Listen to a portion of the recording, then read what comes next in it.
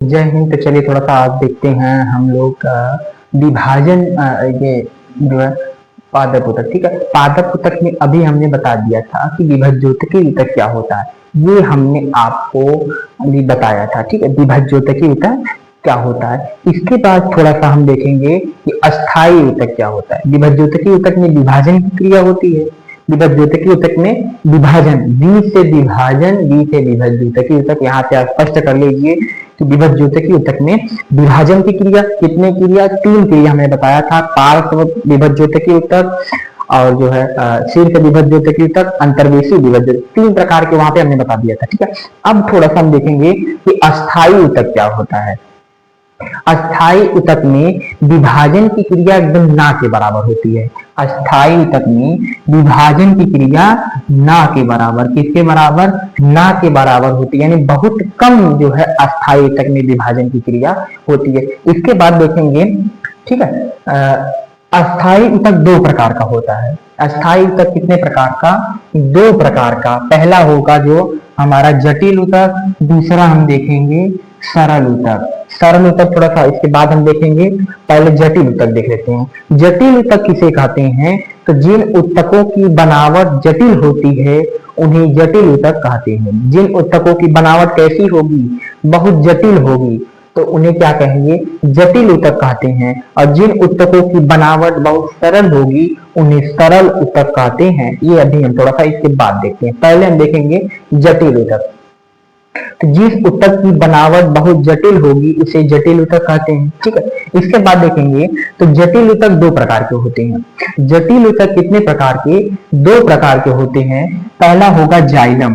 पहला क्या होगा, तो जाइलम होता है। पहला क्या होगा, जाइलम। ठीक है, जाइलम क्या करता है, यह जड़ से तने में जाता है। जड़ से जाइलम, जड़ से जड़ से तने में जाता है। ये बात थोड़ा सा सिस्टमेटिक याद रहे तो बढ़िया है। ठीक है, जड़ से कहा जाता है, तने में क्या लेके जाता है, तो पोषक पदार्थों का परिवहन करता है। पोषक पदार्थ में जैसे जल का हो गया, खनिज का हो गया, तो इसका परिवहन कौन करता है, तो जाइलम। अच्छा, कैसे, आप सपोज कीजिए आप पौधे के जड़ में पानी डाल रहे हैं, पौधे के किसमें, जड़ में पानी डाल रहे हैं, लेकिन वो पानी पौधे के सारे अंगों में पहुंच रहा है, तो कौन पानी को जो है, यानी कौन सा उत्तक पानी को पौधे के सभी अंगों में पहुंचाता है, तो जाइलम। जाइलम क्या करता है कि पानी को, जल को और खनिज को, या फिर जो भी आप उर्वरक उसमें डाल रहे हैं, ठीक है, जो भी उर्वरक खाद उसमें डाल रहे हैं,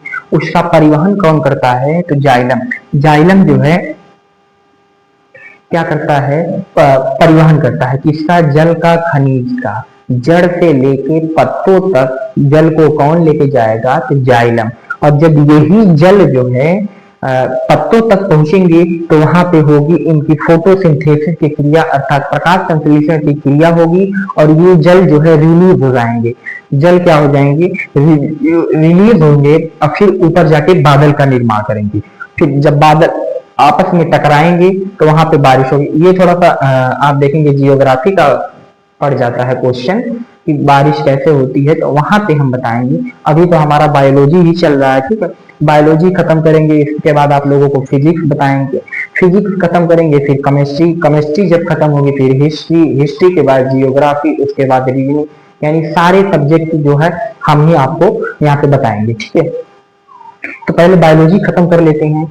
तो अच्छा, पोषक पदार्थ का परिवहन कौन कर रहा है, जाइलम कर रहा है। इसके बाद हम देखेंगे दूसरा प्रकार जो होता है इसका फ्लोएम होता है। ठीक है, दूसरा प्रकार, जटिल उत्तक कितने प्रकार के, दो प्रकार के। पहला जाइलम, दूसरा फ्लोएम। जाइलम हमने आपको बता दिया है, जाइलम आपको बता दिया है क्या करता है, पोषक पदार्थ का परिवहन करता है। इसके बाद दूसरा हम देख रहे हैं, दूसरा कौन सा है, फ्लोएम। ठीक है, ये जो है क्या करता है, जो हमारी पत्तियां हैं पौधों की, जो हमारी पत्तियां हैं पौधों की, उनमें जो भोजन का निर्माण होता है, उनमें किसका निर्माण होता है, जो भोजन का निर्माण होता है, वो पर्याप्त मात्रा में पूरे पौधे को बराबर बराबर बांटता है। पूरे पौधे को क्या करता है, बराबर बराबर बांटता है। जैसे अब हमने ऑक्सीजन लिया, ऑक्सीजन लिया, वो ऑक्सीजन गया केवल हमारे फेफड़ों में, लेकिन फेफड़े से ऑक्सीजन हमारे सारे शरीर में कैसे पहुंचेगा, तो ये काम करता है ब्लड। ये काम कौन करता है? ब्लड। ब्लड जो है ऑक्सीजन को सारे शरीर की कोशिकाओं में पहुंचाता है, तब सारे शरीर की कोशिका हमारी ऊर्जा बनाती हैं।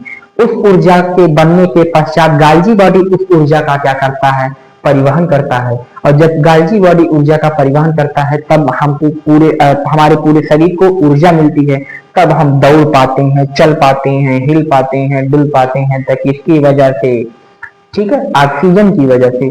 ऑक्सीजन की मात्रा हमारे शरीर में कम हो जाएगी, शरीर कमजोर हो जाएगी, ठीक है, एकदम चक्कर वक्कर खा के गिर जाओगे, काम नहीं करेगा पूरी बॉडी, ठीक है, क्योंकि मेन कंसेप्ट है कि जब ऑक्सीजन आपको मिलेगा तभी आपकी बॉडी चलेगी, ठीक। उसी तरह से पत्तियों में जो भोजन का निर्माण होता है, अब जैसे अब हमने देखा था कि एक कोशिका तो हमारे शरीर में है नहीं, अरबों खरबों कोशिकाओं से हमारा शरीर बना है। उसी तरह से देखेंगे कि फ्लोएम, फ्लोएम भी तो फ्लोएम मतलब जो पौधा है ये भी तो एक कोशिका से बना नहीं होगा, बहुत सारी कोशिका मिलकर इसको बनाए होंगे, ठीक है। तो भोजन कहाँ इनमें बनता है? तो पत्ती में भोजन बना। अच्छा, केवल पत्ती में भोजन बना, अब उसके तने में भोजन कैसे जाएगा, उसके जड़ में भोजन कैसे जाएगा, उसके पेड़ के छिलके में भोजन कैसे जाएगा, ठीक है।